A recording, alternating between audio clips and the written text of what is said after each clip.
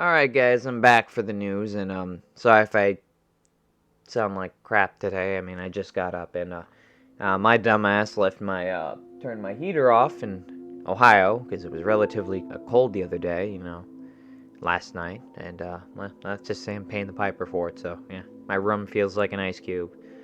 Anywho, so let's get into today's news, and I had stuff on the Nintendo Direct from the other day. Xbox 360 marketplace isn't closing in May, so there was rumors of that. Support page erroneously stated it would shut down over the next year. They're just removing games and DLC, 45 plus old games and DLC from Xbox 360 marketplace later this month. The purge will begin on February 7th.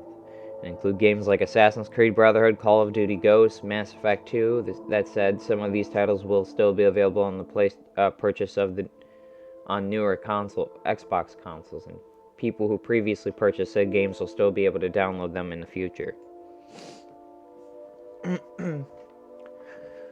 So I guess they're starting the purge of old games on these old consoles. So, and I think if you already purchased them on the Xbox 360, you should be fine. I keep mentioning stuff on Sims 5. I don't know if you get. Not a lot of young kids play Sims. I used to play it a lot when I was a kid, but I was born in 1996, and I'm almost 27 now. So I guess you would. Technically, I'm not a kid, so whatever. Anyways, upcoming Sims 4 expansion grows together adds infants and new social systems. I'm still seeing expansions for this game, even as I saw an article on testing for Sims 5 the other day. So I have a feeling that there ain't going to be much expansions for this series of games, and because the new Sims 5 should be coming out here at some point. Seems like they're pretty close with it, so.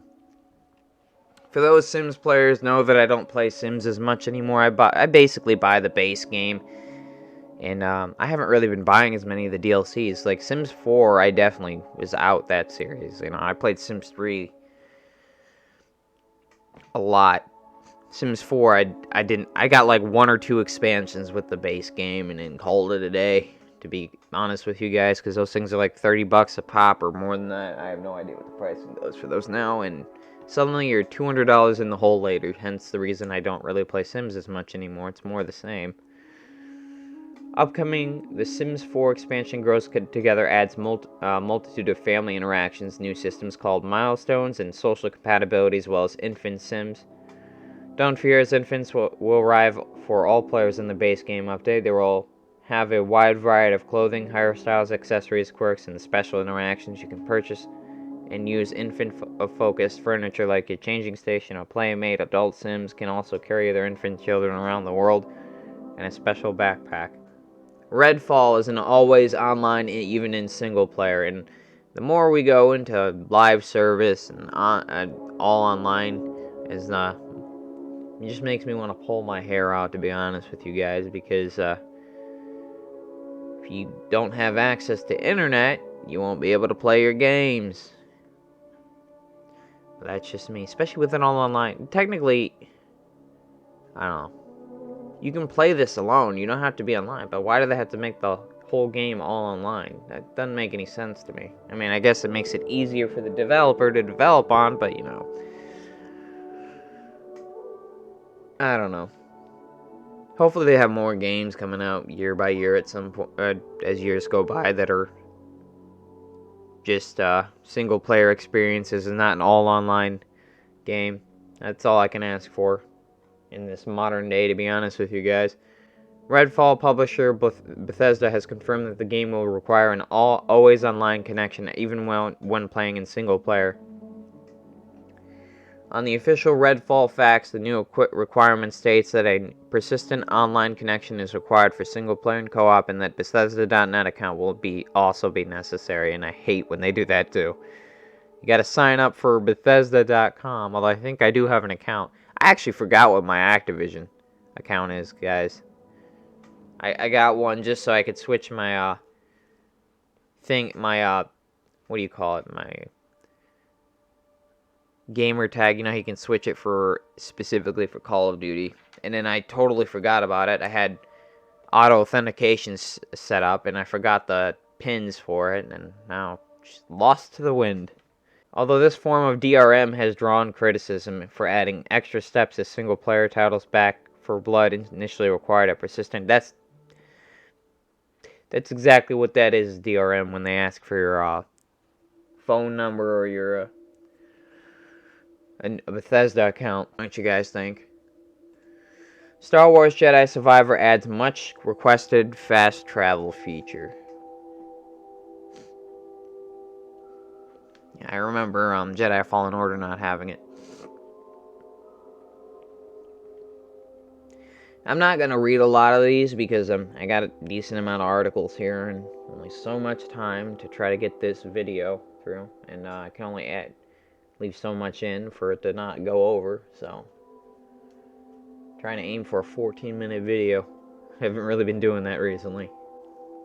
Yeah, fast travel was definitely a problem in this game because it was annoying having to fast track from A to B to C to D to...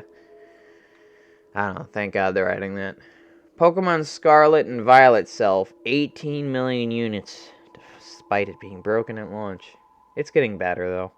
Nintendo has revealed that the Pokemon Scarlet and Violet now sold through more than 18 million units, more than 20 million units sold to retailers.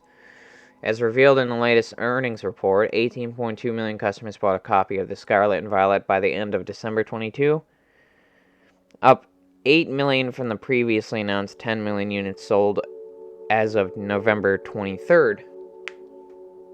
In terms of units sold through retailers, Pokemon Scarlet and Violet sitting at 20.61 million units puts it straight onto the Nintendo Switch top 10 best-selling games list. And when has a Pokemon game never been there? So that's nothing new for this franchise. And for those still wondering about Pokemon Scarlet and Violet DLC, just know that the Nintendo Direct the other day, I was made aware that they don't show Pokemon stuff there. They show it on Pokemon Day, which this year would be the end of this month, the 27th of February. I actually looked it up the other day for you guys. Totally forget that I'm completely unaware of it, but they have a Pokemon Direct or something that they do normally on Pokemon Day, and there's still a decent chance that they may show Scarlet and Violet DLC then, if they haven't showed it already. Most of this Nintendo Direct stuff has been, what do you call it? They ever really showed off any new games, maybe because the Nintendo's hardware is aging and they don't really want to make as many new games for it anymore, and they would have already made a Nintendo Switch Pro if it wasn't for, let's just say, parts costs in the world and supply shortages. They put a can on that last one that they were making in secret, let's just say. Okay. News media found out about it. But, yeah, so, 27th of February. Who knows? Take-Two CEO doesn't think artificial intelligence will ever make a better Grand Theft Auto. And thank God that they think this way, because Microsoft of intellectual property from OpenAI and them putting their new chatbot in their Bing search engine, which I'm pretty sure they acquired from somewhere else too. They're buying up everything everywhere. And yeah, let's just say Google's freaking out over that. The last thing we need is more AI talk in games, and I honestly am not looking forward to the day that AI messes up gaming even more than it's already messed up with all the microtransactions and stuff. I don't know, tell me what you guys think. The father of Grand Theft Auto at this point, the father of the company that makes Grand Theft Auto at this point, is no interest in AI, thank God. Well, at least anytime soon. Nintendo Switch surpasses PS4 and Game Boy to become third best-selling console of all time. And The Legend of Zelda Tears of the Kingdom will cost $70, and hopefully they don't make a trend out of this.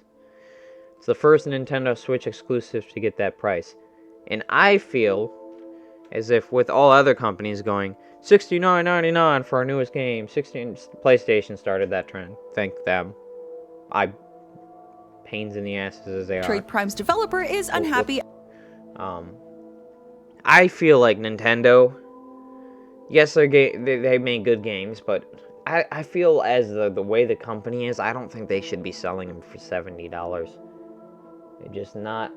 When you think real like AAA titles, you think Xbox. I don't think handhelds should be going for the same price. You guys get what I mean? Maybe $59.99. Even then, that's a bit too high. $70, $69.99. No, I mean, hopefully, as I said, they don't make a trend out of this. I mean, this one's supposedly a pretty big game, so I understand how anticipated it is too. So, and hopefully, it's not broken on launch because it seems to be a problem with a lot of games today. I don't know. Tell me what you guys think. Pikman 4 just shown at Nintendo Direct released in July. I don't really play Pikmin. Not strategy stuff. But, yep, July 21st. Release date. And as I said, they showed a lot of DLC. You get the Splatoon expansion pack, takes the Squid Kids back to Inkopolis. And I don't really play, Splatoon either, so there's that. The pass will include 2 waves of extra content for what the first one centered around Inkopolis, the hub, where the world from the original Splatoon. It will include Booyah Base and complete with the same weapons and gear found in Splatsville, as well as new shopkeepers during Splats Fest. The Squid Sisters from Splatoon 2, Callie and Mari will perform in the main area. So they're bringing back some characters and stages from prior games. And, yeah. We'll move on to the next one here. Xenoblade Chronicles 3. I have 2. I've never played it yet, though. It's in my backlog that I probably will ever play at all. Xenoblade Chronicles 3's third DLC wave launches February 15th with roguelike battles. The third wave of Xenoblade Chronicles 3's expansions includes roguelike challenges, battles, and new characters. And as announced in Direct's live stream, Xenoblade Chronicles 3 include the third DLC which will release on February 15th. Let me collect my thoughts together in my head. I got the attention span of a squirrel. It includes a new hero, Masha, Leopardist, extraordinaire, and new challenge battles with roguelike elements. And I could go on, but I think you guys get the picture. I believe I don't have the article here, but what game is it? Oh yeah, the new Fire Emblem also showed some of its second, third, and fourth wave DLC characters. So there's that too, although it's not shown here. I have an article with all the release announcements and stuff too, so I might just throw that one in here instead of all these individual ones when I actually go to post the video on YouTube. But Game Boy Advance games coming to Nintendo Switch Online, including Link's Awakening, Metroid 2, Link's Awakening. Even more free games are coming to Nintendo Switch Online subscription service. So they're actually starting to add Game Boy and Game Boy Advance here, guys. I mean, maybe they'll add the original Pokemon games like Pokemon. I don't know if they have Yellow and stuff on there. They may from the 3DS. I have no idea. But Pokemon Fire Red, Leaf Green, Ruby, Emerald. I don't know. Maybe add some DS games at some point. I don't know. I feel like they should have all the Pokemon games for the Game Boys. All of them on there already at this point.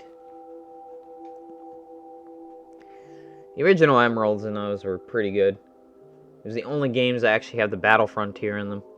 Well, the original Battle Frontier. When they remade Pokemon Alpha Sapphire and Omega Ruby, that seemed to be present from the game. I don't know why. But, yeah, well, I just say I'm super butthurt about that. New Zelda Tears of the Kingdom trailer showcases more of the game and new amiibo. and I'll just play this in the background without any music, because YouTube will ding me for it. And they had customizable paragliders. I know that's a thing. They had a new amiibo they showed off, and they had a collector's edition they also showed off. And this is just the trailer.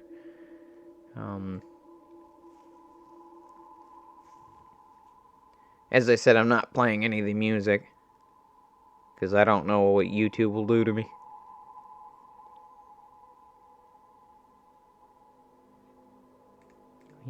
Gonna work? Okay. I'm gonna go back here. I have no idea where it cut me off from. Yeah, I'm just gonna scroll through it here. Creepy.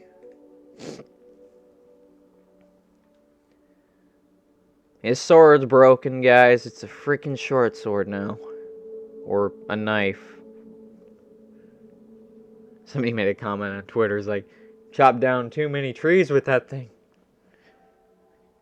And his arm's now, I guess the Shakia slate now is gone. It's like built into his arm. I still haven't, like, I played a bit of it. I got flying machines now there. So they brought back the stuff from, like, Skyward Sword.